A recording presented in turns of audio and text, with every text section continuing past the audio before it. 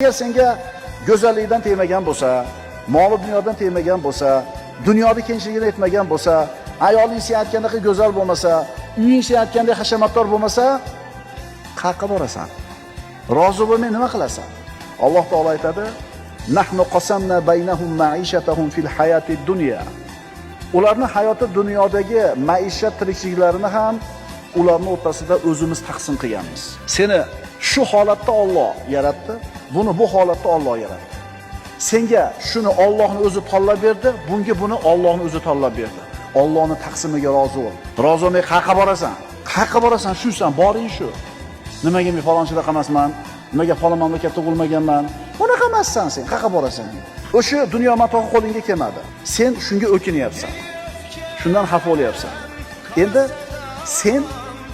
seni o'kintirayotgan narsani qadrini bilgin. U sen o'kinishlikka arziydigan narsami?